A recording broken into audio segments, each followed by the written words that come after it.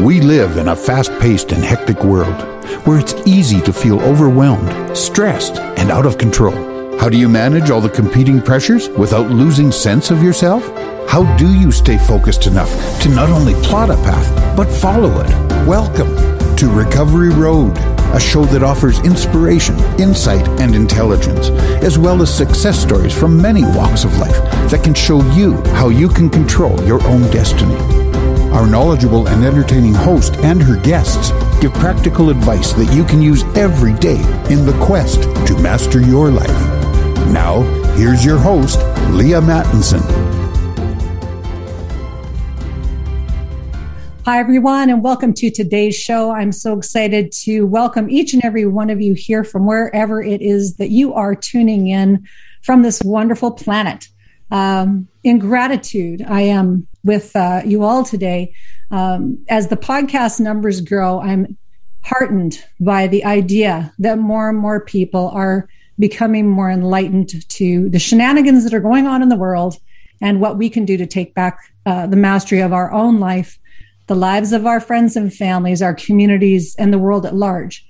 And today, what I'm excited about sharing with you, if you love a good mystery, I want you to hang around for all of today's episode, because on it, I am showcasing Mr. Michael Tsarion. Michael, how are you today? Hi, Leah. Nice to be on. I'm fine. Thank you very much. Wonderful. Now, Michael, I've been questing to have Michael on my show for over a year, although he hasn't known that because it's been a quiet internal quest.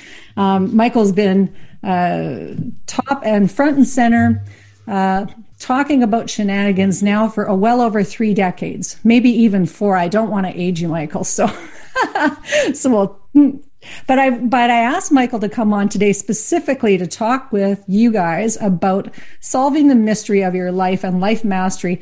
You know, a lot of us go, we're starting out the new year and things come from out of the blue. It seems like we don't have much control in our life, but often it's because we don't have the tools to have control. And, or the wisdom or the insight or the inspiration. And that's why each and every one of you tune in every week, because you're looking for that wisdom, those insights, those stirrings, and then the tools that you can take to apply in your own life to master it. And so without further ado, Michael, just can you give a brief introduction of yourself, your background, and what it is that you know about astrology? Thank you, Leah. As I said, it's great to be on with yourself, to especially dive into this because it is so important.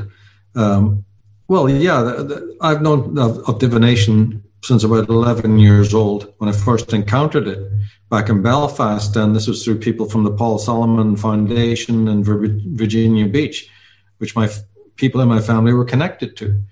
And so, although I did have remarkable experiences with the tarot for the time that we were visited by these colleagues of ours, it faded away, as things do. You know, you're 11 years old, you're going through your big tests at that time in school.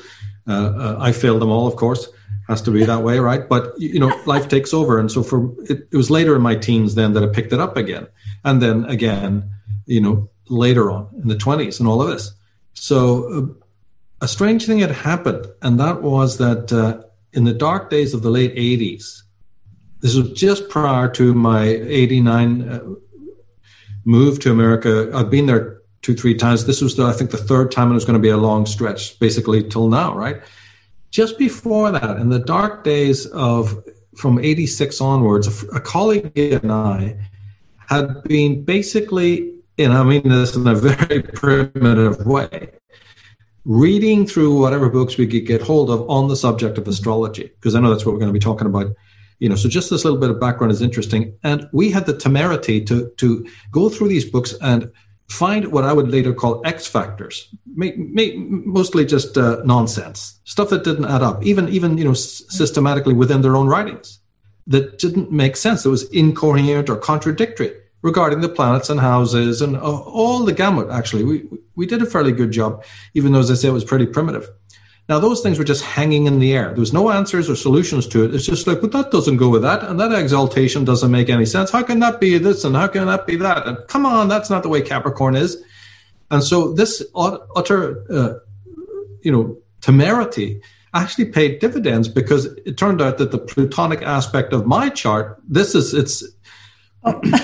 The inception of a person who's going to build a system, not by any will or any ambition or anything like that, but build a system later out of the ruins and the ashes of established systems. The temerity to knock on the door, to Captain Kirk question for God, this. And it all turned out to be quite right, because the greatest systems, as the Shaolin masters of the East know, and the Zen master, is the bowl that's broken and reformed again out of gold. And so this craziness is happening, in which that would hanging in the air then, but later would come together in a remarkable cathartic way and show a new system, or at least the openings of a new system. I had to work on it for, as you say, about 30 years and published on it really only a few years ago. Something like 2014, 16 came out, Cards and Houses, and somebody could say, the Mystery School, and that's true. The Mystery School is one part of, it's like an alternative road to this greater reconfiguring of astrology. Not throwing out everything, by all means. There's the underground tenets and seeds of astrology are quite legitimate, but there's chunks missing, both in the Vedic system, both in the Western system. And so arguably, along with my studies into, say, female psychology, and I think the astrology is older. I think that, although a lot of it was done in the dark and sort of just like, we need something to do. Let's critique something. Let's go break some windows, and it ended up happening. And then I stuck with it. I had the will later on, if you could use that word, just to stick with what had started in the 80s, not let it go. You can come to California, be overwhelmed. There's whole institutes of astrology there. There's people with their own mystery schools. There's very famous individual astrologers. There's tarot readers like James Wanless, who I met, he did the Voyager deck back then. And I'm encountering all of these people. Who the hell am I to come in and start saying, well, you're all wrong. Everything, like Lloyd Pye's book, everything you know is wrong. I'm here to show you that. But I did. I stuck with that in my own quiet way and worked it. It doesn't mean that the system that I've discovered is flawless. I'm not saying that. But what it does is it is built out of the flaws of other systems with an admixture of simplicity, deep simplicity, which is common in science now with your singularities. There's a lot of movement towards less complexity, more simplicity. And something parallel to that was my system. The most exotic fruits lie behind the plainest leaves. So try to condense it, the paraphernalia of it, the unnecessary elements of it, and get to something that, it makes real good sense from a right brain point of view. But that journey really did start back in the late 70s and early 80s.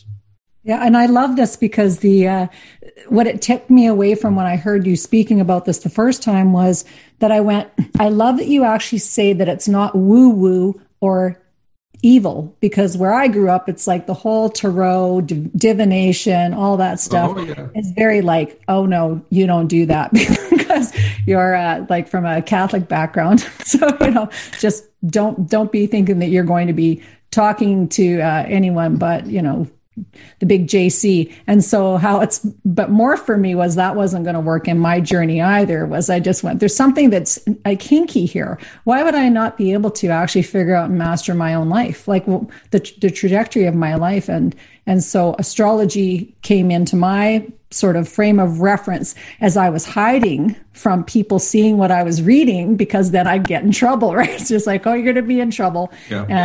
And also because then, for those of you not watching, just listening, and that maybe haven't tuned into the podcast before, you might not know I have red hair and I can look quite witch-like. So people go, oh, you must be, if you're doing tarot and divination, you must be a witch. I'm like, oh my God.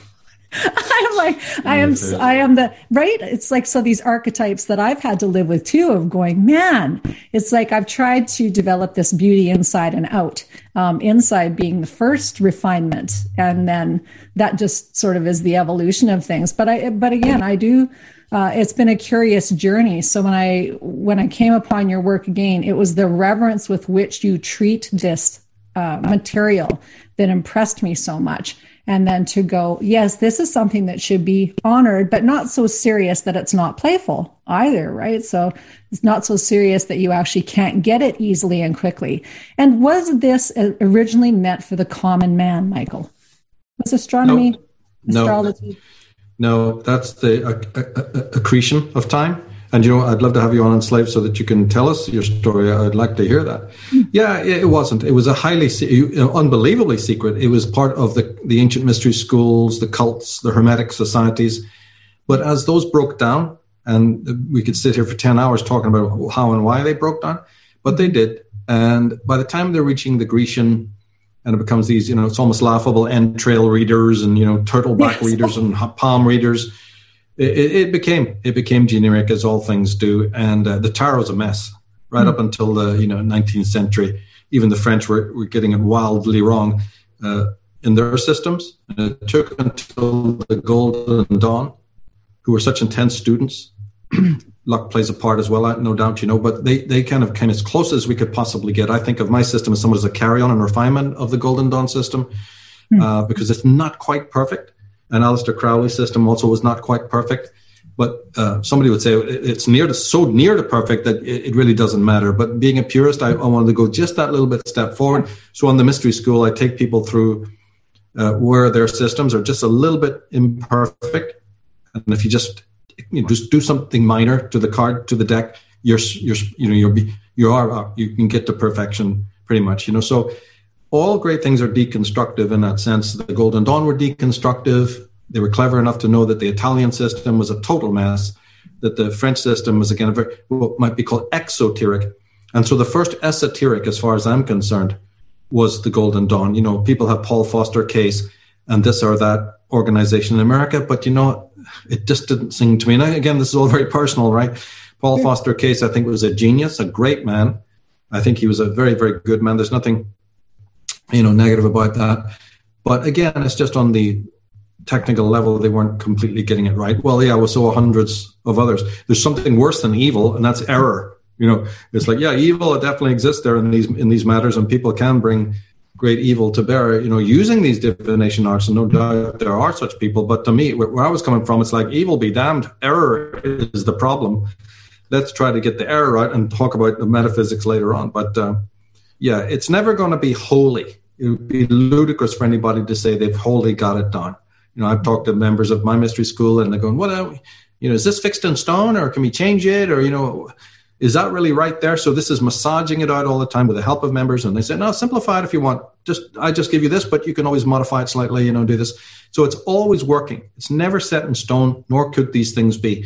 And there's people doing love cards using just 52 cards of the playing deck. Fine. Whatever road you get into, wherever your comfort zone is, there's only really two perfect decks. For instance, if you have to talk about tarot, yeah, but that doesn't mean that I then stop people who go and use, one of the miscellaneous decks, because at least it's bringing them in. It's the same with astrology. If you start with your comfort zone, Vedic, tropical, horary, whatever is out there, and get to know the nomenclature, you get to know the ins and outs of it, and then finally later, like I did, you have to know the original to know how to break it down. It's like Picasso; he had to be a great artist in the normal sense, as in fine art, as then to turn to be an abstractionist or whatever he was, to break down those rules. It's very much the same here. So although you might learn some bad habits, yeah, but it's still better to learn about the 12 houses and how a little bit of the history of astrology and then some of the technique, in order to say, that was really trying to get blocks into round holes. I like your system, Michael, because I don't need to do that anymore. So it works for those who have never heard of it before, never tried a system. But, I have the confidence to believe that even people who are very seasoned in astrology could learn something, and maybe even, a lot from the system I use. UK Health Radio, the station that makes you feel good.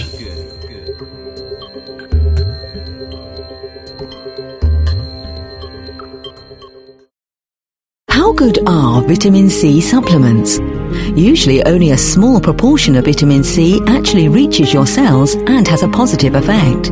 Whereas the high absorption levels of Goldman Laboratories liposomal vitamin C help maintain optimal vitamin C levels in your body and strengthen your immune system.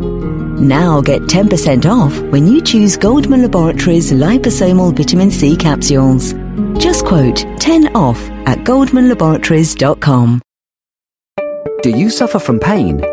B-Cure Laser, a home-use CE-approved medical device for the effective treatment of pain, is now available in the UK. The results of a double-blind trial has shown that B-Cure Laser offers a significant reduction in pain compared to the placebo group. To get your special B-Cure offer now, call free on 0808 501 5122 or Google Radio Pro London. B-Cure Laser. B-Cure Laser. UK Health Radio, the station that makes you feel good. Yeah, and that the mystery school, I think, is such a great idea because people who are looking for solutions in their life will go, oh, this all sounds good when you say it fast, but how do I actually take this information and actualize it on myself? This is a far cry from sitting there reading your horoscope in the weekly paper or reading it on a restaurant. The thing on your placemat on the restaurant. This is something that is an actual tool where you learn a language, and when you become proficient with the language, then you can use that language to have conversations that bring forward that next thought. And it is kind of that path of the fool, where you open yourself up each conversation to believing or knowing or thinking about it being the next leading edge thing, whatever it is, the culmination of the conversation between two people, and which is what I think is a real credit to you actually having a mystery school that is interactive. Can you talk more about that? Because I think a lot of online learning is just, you're eating more information, and the actual development of the skill isn't there because you're not talking to the other person. You're not learning. Yeah. So maybe just speak to that if you could. You're quite right. It's flooded. People get flooded with the information, and not all of it is very useful.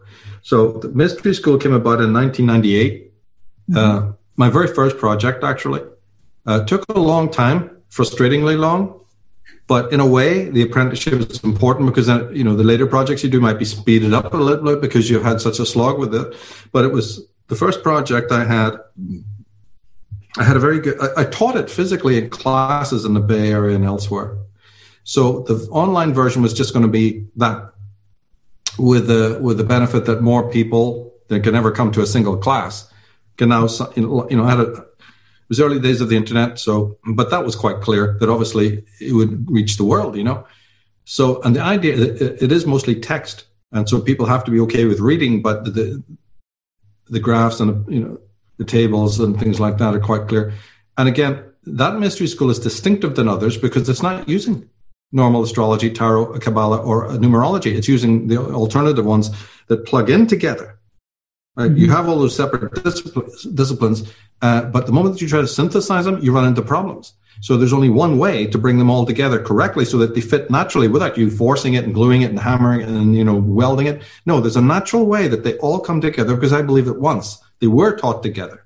Mm-hmm. It's quite obvious because there's astrological symbols on tarot cards. And there is a numerology even involved in the names of tarot cards. And there's similar principles to be found in all the disciplines. There's a 3-4 ratio or dynamic, whatever you want to call it, proportionality in Kabbalah. You find the same 3-4 in astrology, and you find the same 3-4 dynamic in tarot. So it's all there, but it's been hidden and forgotten. So the site then, the Mystery School, is really deconstructive in that you'll be surprised to find it's not classic astrology. But you're learning more, and I think in a much more convenient and right brain way, as much as you're deconstructing an old system and you're learning a new one. Yeah, but what you're learning, I think is the key. And also what you're learning is then applicable in other areas too, like general symbol literacy. You spoke in the beginning here of, the shenanigans that are going on in the political world and how the mind is being controlled. Yeah, well, it's being controlled by symbolism. And the use of light and the use of letters and words and talismanic terms. So on the Mystery School, although we don't go into that heavily, what you'll get from that is also relevant when you say, hey, wait a minute, here they're using number 6 and 12 and 78 and 56 and all of this. And so you start getting symbol literate and your pattern recognition and things will accelerate. But the main thrust of that Mystery School was to show once and for all, without any argument, that tarot, astrology, Kabbalah, numerology work together. And there is this system by which they work together. And so it's not just about one of those subjects.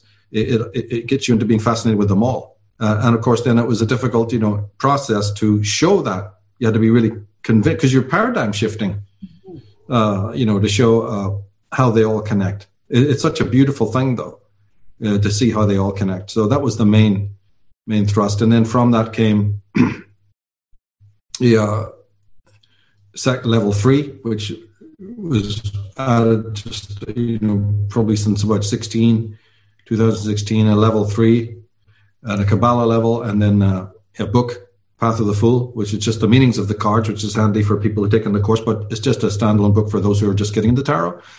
And I very much insist that the reversed meanings are important and should be used. It's one way you can tell that somebody, maybe not using the correct system if they're not using reversals. I mean, okay, they can still have an equivalent system, but really when it comes down to it, see, my systems are not based for anybody who has natural clairvoyance.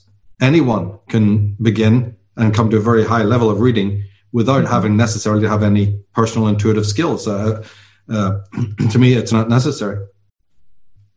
And one of the things that backs that up is the fact that if you use the reverse cards, you will be a top-level counselor. If you follow through on what reverse card, it's so important, reverse cards, because those are the cards that the client is coming to you and paying you to really hear about. Right? Not the history of astrology, not the technique or why you're using this kind of tea leaf as opposed to that kind of tea leaf. No, they're in trouble, right? They're coming to you and sitting there and paying money because they want advice about what's going on. Well, those reverse cards are the advice. The rest is generally stuff they all know already. And it's wonderful for them to be impressed by you. Go, wow, you really know those things? Yeah, but so do I. So I'm here I'm asking you what I don't know. And then you're stuck because, reading's 50% great. You've convinced them you know what's going on in their lives. But the reversals are the ones where the counseling comes in, what you should do, what you should take away from here. And so this is, I think, then vitally important. So can you give an example of a time, Michael, like an example of a reading that you did for somebody where that reverse card was an important thing and they made a different decision, and then how that changed what they maybe did? Definitely can. There's a friend of mine, very important in my life at one time, and he was opening a club in Vegas or Reno, right? And we did readings, charts to show, all sorts of hints. And the way it works is that in a reading, doesn't matter what kind of spread you're using or whatever, but certainly in the spreads I use, all of them, the people that you'll be interacting with and dealing with are going to appear. Like the person selling the club, like the friend he thought he would use as a manageress to run the day, run it by the day. Various people, others he was hiring, some of them shady characters from Vegas. When you look at the reading, you go, yeah, they're shady. Watch out. Doesn't mean you get rid of them, but it means that now you're not going to be, getting honesty. How did I know that? Well, the system provided that. We had the cards of these people. They fell, or I would have a card. I describe it as, does this sound like anybody you know? Oh, yeah, definitely. Not falling in a very good position. Or this one falls in a position where this person is passing out in your life. Within the next 6 weeks, you're done. This guy is moving on. He goes, that's funny you should say that because, should I go with that then? I'll go, yep, it looks like the chart is telling you that's the way to go. Not hold on, not try to pay more for this person to stay, or no, just let them go. You'll do okay without that. And then enemies, people who will try to sabotage you, people who will be a drain on your business, like that. It could be in a family dynamic. Say you're thinking of going out. 2 ladies came, very common clients of mine. They were interior decorators in the Bay Area, California. They wanted to start a partnership. Both had skills in textiles and art, but they thought, if we come together, will it be good? Or we should work separately, or, what do you think? One of the ladies' charts showed that basically there is no success in your life until you work in partnership. It's just was there as an absolute fact of her chart. I said, well, your chart's already answered the question. You should be in partnership. Now, whether it should be with this friend of yours, is the whole other aspect. And we got into that, and it turned out, for a short time, a 3-year period, which is often good for a launch point and certainly good for experience, they could work together for 3 years. Then complications will arise, distractions, conflicts, as they always do. You look for those. And then you give them the choice. If you know that 3 years from now conflicts are going to happen, do you just stop now and you don't enjoy those 3 years? Or you just go, 3 years is going to be an obstacle, I won't start. Well, if we all thought like that, Right. Then we'd never move. Yeah. I mean, it's ridiculous, right? So I just said, you have the 3-year window. Mm-hmm. And, it could be that the obstacle that comes in later on is one of you get married, or one of you just wants to open up, or it turns out that your chemistry isn't right, or you get a very good investment and you want to change the way you do things, or, we'll deal with that at the time. But this year it gives you carte blanche to go on and do that. So yeah, everything you can imagine. I've had people who've lost millions coming. Should have come before, right? But you don't tell them that. Right. But okay, you're losing your $4 million business, and then you try to help them with that. Everyone was a success. So the success of my system is actually very pragmatic. Multiple times I've had millionaires come. Almost in every case, they were already people who had lost millions. Right? Yeah, that's typically us entrepreneurs, right? It's just like we really get our butts handed to us, and then we go, I wish I would have had a sage. Where's my seer? Why can't I figure this out? They come too late. But even in those situations, I was able to help them not completely lose. And some of these people were very, very esteemed, up in the Bay Area. I mean, people who owned whole airlines and all of this caper, So there was salvation in every one of those cases. I don't remember one, I think so those are the bigger cases. Yeah. The bigger ones really stand out. What's cool, or what I picked up from just my basic understanding of things, is that you really can, when you see your birth chart or you understand your year to year what's happening, that you can go, oh my gosh, I didn't see that coming. And no wonder that happened. And then you can actually give yourself some reprieve and revise your plan going forward with more information.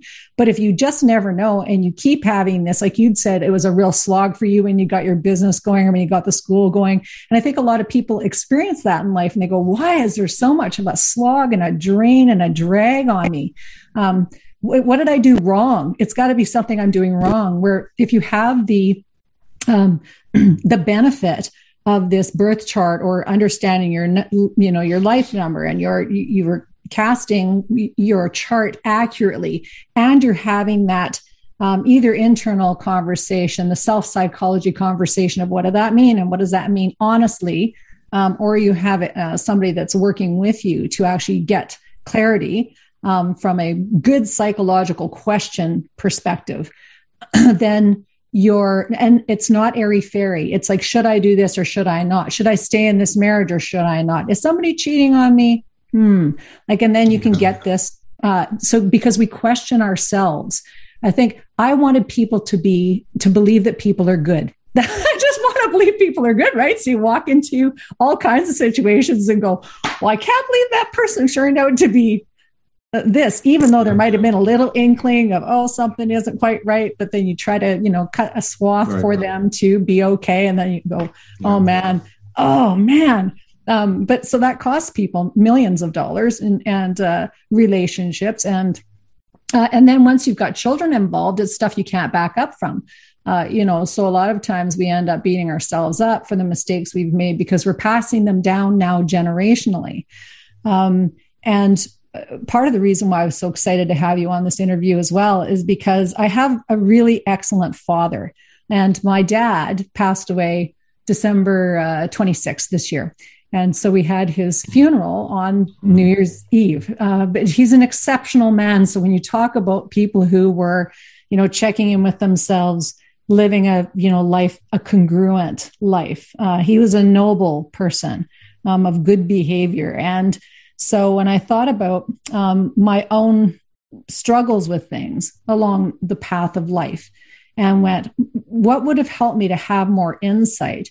The tool that you teach in this school and the way that you teach it, I think is something that's quite empowering because I was taking care of him at the end of his life a bit because he has Huntington's disease. So those people who tune in know that sort of saga, but I didn't want him to be in care, and I didn't want them to move out of their home and all that stuff. I wanted him to be home and die in grace. And so we made that happen. It was awesome.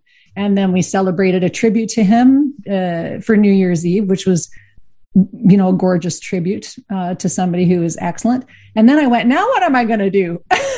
Because I've been spending so much time helping and doing whatever. UK Health Radio, the station that makes you feel good.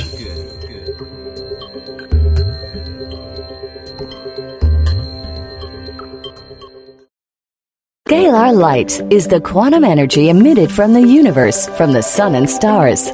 Now, Tom Palladino, a humanitarian and scalar light researcher, has created the world's only scalar light healing system. A system that can bring long-distance healing and wellness to humans, pets, and plants via a photograph. Get your free 15-day trial now at scalarlight.com or click on the Scalar Light banner on the UK Health Radio website.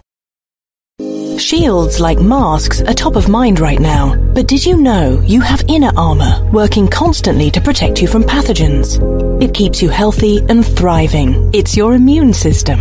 Ion Gut triggers the body's natural ability to support gut strength all year long, so your immune system can protect you when you need it the most. How are you treating your inner armor? Visit uk.ionbiome.com to learn more. Ion Gut. Protect what protects you. UK Health Radio, the station that makes you feel good. And I think this also resonates for people at the beginning of the year. They go, I'm going to reassess what I'm doing. And how do I point myself in a direction that's the most positive for me this year? And, kind of reset things. But getting that foundational piece down of really knowing, what's my destiny? What could it be? How do I show up to the world? But what are the things that I'm really supposed to be doing? Can you speak to how your tool actually can help people to do that? Yeah, see, this is important when you have a rite of passage like that.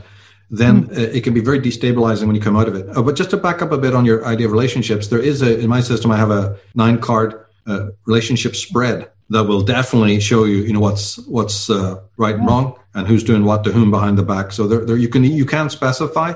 I think that's another element. I have maybe 4 or 5 different kinds of readings that heavily specify if you have particular problems, and that's one of them.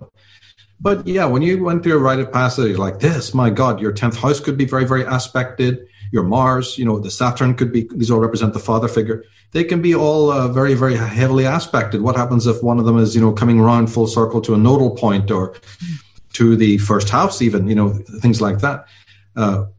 You're almost starting again. Mm-hmm. Then what people tend to fail, in my system, numerologically, that might be an ending cycle. And then the warning there is, hey, let this thing end, let this thing pass, and then don't just quickly jump like a cheetah into something new. Give yourself a gray area space. Savor. We don't do that in the West. In the Faustian West, we just sequentially move from one thing to the other with a haste that is never, ever positive. And it will always cost us in the end. I just call it the gray area for convenience. It could be 2 months. It could be 1 month. It could be actually a whole of a year in which a person is just meant to sit and savor and sort of wait receptively for something to come in. Now, as I said, in the West, not just, even when you're giving counseling to people, no, they're not hearing that at all. And so that's one of the hardest things to get in is that just sit and savor this for a couple of months. That's unheard of. Mm-hmm. And yet they'll regret it later on. They'll be, I let that moment go. And I should have gone into that more receptive mode before jumping again and wanting to get on another bike and pedal away crazily. And often this happens. There's actually 4 whole, periods that people can be in. More than that, but 4 big ones in which this will be the rule. And if you miss it, then it doesn't matter what you successfully think you're going on to achieve. You might even jump in and find out that, things are going quite well. Yeah, but don't be fooled. Because at some point, your omission to just sit and be will hit you again. But we're very Faustian. We're competitive. We jump out there, start a new thing, and we don't savor, and we don't consolidate the past. So that's a big issue there as well. And often cards fall that people are going, what's like with my friend or other? These very yin cards, these very sort of just quiet, watery, cards will be falling or. And they were, so I'm ready. I'm rearing to go here. What's going on, right? What's all this on the money house or whatever it is? I go, it's just a delay. But since it is a delay, then there's another spiritual comportment that you can have toward a delay. Don't hurry. You can still do, but just don't hurry it. be placid. Hey, you want to go and get that other apartment first, right? Well, then go ahead and get that and do it slowly and decorate it and kill time, and just savor the desert, savor, being at a new place. Let yourself really fit in. You see, this is a thing that there's so many missing elements. People are coming to you for readings and they're really forceful. Of course, you have much worse scenarios in which people are coming to do the opposite of what you just said. You dedicated time to looking after your father because he's a wise gent. He's a value to you. I've had clients coming, who are chasing somebody in their family as a jailbird, and they're uprooting themselves constantly to follow this basically delinquent so-and-so in their family, thinking, empathy, it's a brother, me and him were alone in the world, so I have to uproot my business and move now to Sacramento or over there. I'm going, chart doesn't sound about doing any of that. In fact, it shows catastrophe. He'll be Jack all right. And you've just gone through a series, and they're looking at you going, how do you know that? I said, well, the wreckage that shows in your, as you say, your natal charts or whatever, and it looks like you're still doing it. Why would anybody else in your position, for instance, I would say to that person, who came from Canada, who came from Britain, get to the Bay Area, have a successful business, and then uproot it because of some family members now being moved jail 100 miles? Think for a moment, objectively, does that sound right? And of course, it doesn't, right? So they say, wouldn't it be better for yourself to just stay where you are and work in this area before uprooting yourself? And is the person really worth it that you're doing this for? Because according to this chart, nothing's going to change. Right. But isn't everybody worth it? No, because they're not worth it as if you have your moral compass properly oriented, right? Because people make choices. People use each other. People are can be constitutionally and morally inferior, as a matter of fact. Thinking of the Ayn Rand school. And that is that, no, your values matter because you value this person over that person. And so in a chart, you're looking at selfish moves, but they're selfish in the spiritual sense. That if your moral compass is of value to yourself first, well, everything just moves slowly. It moves beautifully and fluidly, because then even if you can see an impediment, like I said, something on a business house or, something that might be an obstacle. Now, because the person's values are right, the reading moves more slowly and both of you come to a quick solution, which usually is completely practical and it's just great. However, if your mind, like I've seen so many, and these are beautiful people, this is not a criticism of the person, but they're thinking of this and they're thinking of that and the other person and the family and blah, blah, blah, all these different concerns. Well, they'll be fine and you'll be dead. Let's just cut it short. You will be exhausted. Are those people, those wonderful people that you care so much about, willing to be there when you're down? And you see their eyes dropping down low. Oh. Yeah, and I'm seeing that those houses are blank, mate. It's all a situation of take, and get. So, but when you just said there cleverly that, you can give leeway to a person that you have that little bell in your head says, watch out. But because of your other needs, you overlook it.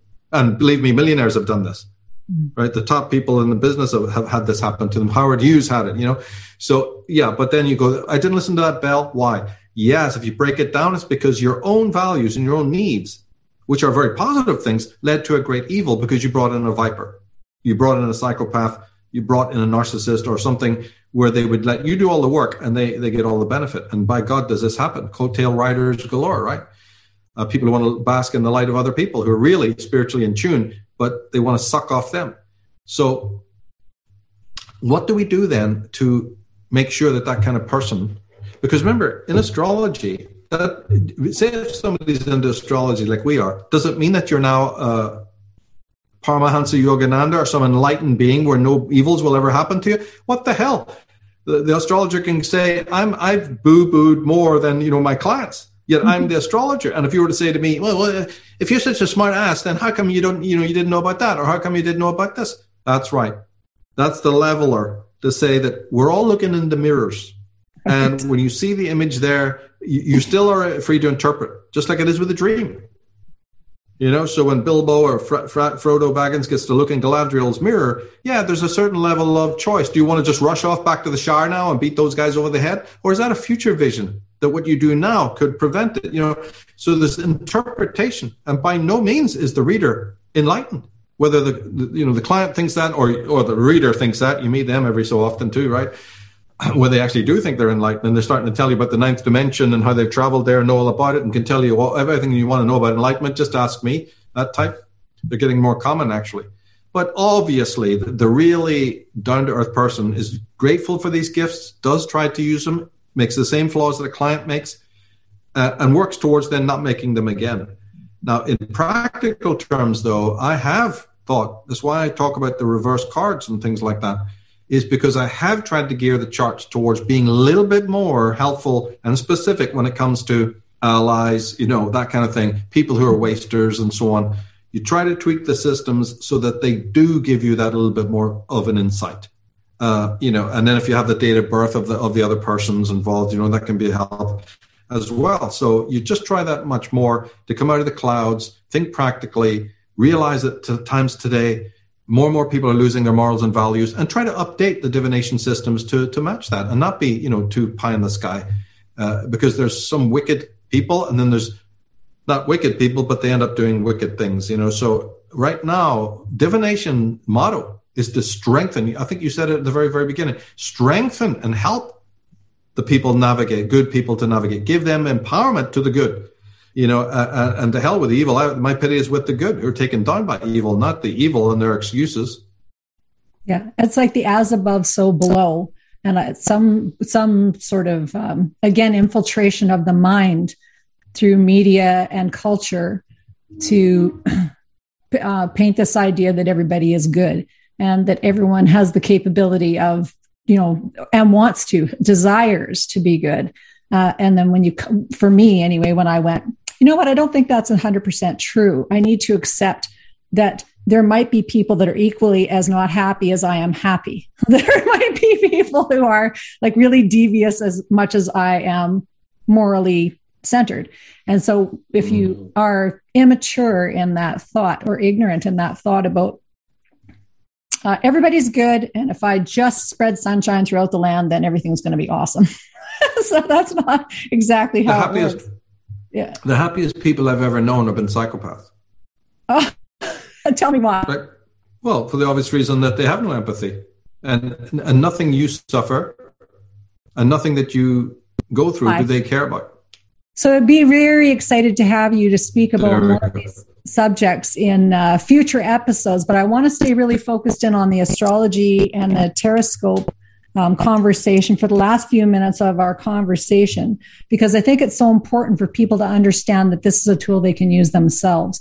So for somebody entering the idea, how do they actually step into learning about this with you? You have a lot of information out there on your michaeltsarion.com website. You also have your Unslaved podcast. Can you kind of describe first steps for people? That would be really helpful. Well, there's two ways to go. Either just join taroscopes.com, become a member. All the facts are there. It's self-evident what to do. It is designed for beginners, so you don't need any past experience.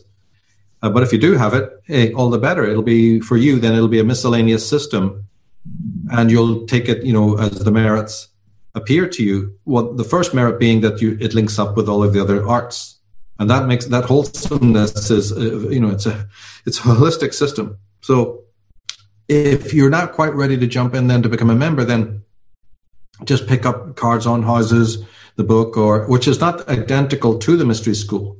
Correct. Yeah. And usually I would say go through the Mystery School first before you jump to Cards on Houses. So then maybe Path of the Fool, that book, might be your best because it gives you all the meanings of the cards. With the tarot, that'll be very, very good to start with. And then also I have an article on the michaeltsarion.com site. Just go into articles, go down toward the bottom, and it's called Inner Zodiac. And that gives you the ideology and the premise behind the system. Very, very important. All members have to start with that. Everybody who's into my work must start with that article because, and it's not very long, but it lays out the case for what I'm doing. Mm-hmm. And there's support, all the support there. Because again, why waste time with anything that doesn't have really the exactly. Really truth? So We've had a lot of fakes. I reverse engineered. Yeah, I reverse engineered everything, Michael. So I started with buying your book on Ireland first. And then I went, oh, darn, I need to know about Atlantis. And, oh, darn, now I need to know about, ancient origins, round 2. And then I went, oh, now I need to know about this. So I did the long path to getting to the Taroscope. Yeah. So this and that's is fine. Really, that's fine. we find our way one way or another. But for the student who's listening to this podcast, now, if you sign up for the Taroscope, when you sign up for the Taroscope school and you go in and you begin to learn, do you start practicing things right away? What are the first things that people would start to do? Yeah. Practice right away. You'd start working on your own chart. You start right away. It's all geared to illustrating your own chart. And so at the end of the whole thing, you will know how to create your Taroscopes chart, which is then, tantamount to knowing how to do another client's chart. And then if you have the alternative to just break it down for, say you start practicing, mm-hmm. That's also thought out. And so you have those individual spreads. One of them is only a 1 card reading, 2 card, 4 card, depending on the event. If you're called up to do an event, public event, maybe you only have time to do a 4 card quick thing for somebody, but we work up to the Kabbalistic spread, which is about 11 zones, for the more seasoned, and then you have a whole 12 house, and there's 2 systems of it as well. But something, if you didn't want to look online or anything, you never felt like it, just go to Cards on Houses. There's alternative systems in there too, which would have muddled and a little bit extended the mystery school almost digressively. I was very careful of how it was cut up into pieces. So the Cards on Houses really could have been added to the mystery school as a separate section. But every time I tried to do that, it just didn't seem to work. It took away from the purity, and the numerology and just everything, the way the mystery school had fallen together 21 years ago. Just seemed like, why are you trying to put earrings on the Mona Lisa here? Create another website or do it as a book. So that's what we did. But absolutely, Cards on Houses is perfect place to start. Because it immediately also shows you how to start doing, charts for yourself, and particularly vital ones, important ones. I use them all the time. And by the way, the object of that book is that, and it's not a very long book, so you could quickly grasp the systems. You could all do it in here. No charts of houses, no tables of houses, atlases, ephemerae, computer programs. It's all, you could actually theoretically immediately ask somebody their date of birth and go ding, ding, ding, and you create the whole chart in your head in a matter of seconds. This is how I do it. So it's full of very powerful systems. Again, so alternative, astrologically. But that shouldn't be a sticking point, especially for beginners who don't know, the wrong approaches, or, let's say, the Vedic and the tropical. They have problems. Both systems have terrible, terrible problems. And of course, we learn to work with those over time, over the hundreds of years. I'm inventing a new system, one guy, one time, on his own. So, and it's trying to remedy the errors in those systems. Mm-hmm. But again, at the same time, no system is going to be without its flaws, mm-hmm. because the whole thing is just designed that way. Mm-hmm. But we don't say, you take a tea leaf reader, you never ask them what kind of tea they're using. Is it Tai Fu or is it, Punjana? That's irrelevant. It's the leaves after you've drunk them and we're looking at. So that's the thing to look at, is how do we get to the secrets of your Akashic record? Right. Not so much the technique. So the mystery school is designed to explain technique, but it's always more to get, look, you don't even have to know it. Just use these systems. You get right into the heart of the thing that you really need to know, which is access to the Akashic record. I prefer to call it the living zodiac because of the associations, and also to get to it in a very simple way. And that makes it very different from all the calculative stuff that you need when you deal with Vedic, and Western. Now, if that's a real new thing for somebody, then read that Inner Zodiac article. It explains that part of it. Why would you even want to go against hoary ancient systems? I thought they were all correct. Yeah, but they are on the surface in the window dressing. But if you start digging deep like I've done, you find that the premises are very weak. The idea of rocks in space and magic rays affecting your destiny and all of these usual astrological, palava.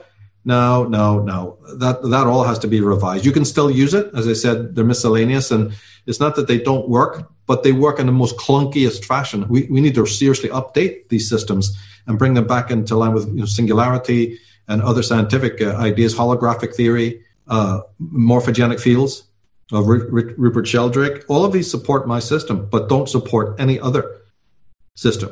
Carl Jung's synchronicity, they've all had to go in order to stabilized and maybe gave a raison d'etre to astrology. Yeah, but you're picking the wrong astrology. You'll never make it work because the astrology that you're trying to vindicate is just too rotten inside. Yeah. The great secrets have been lost. And we need our tools to work. So to go back to a point that you made at the beginning, and which is that all of these things kind of come together to make a really great tool.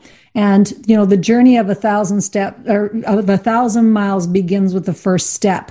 And so this is one of those first step things that if you get off on the wrong tangent, your house looks like a dilapidated sort of structure. Whereas if you get off on the first steps correctly with just getting that first basic chart done for yourself. And it's so empowering to do that. So I want to invite everyone to please take a look at Michael's work.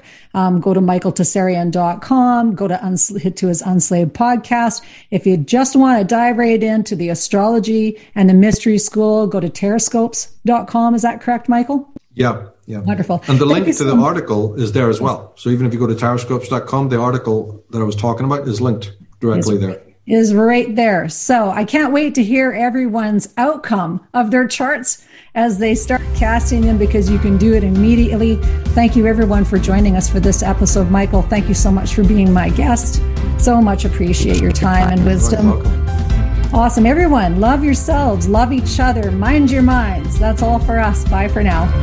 Thank you for being a part of our program today. Master Your Life is a presentation of Leaha Mattinson Enterprises, Inc. Join us next time on Master Your Life, helping you to discover the very best of you.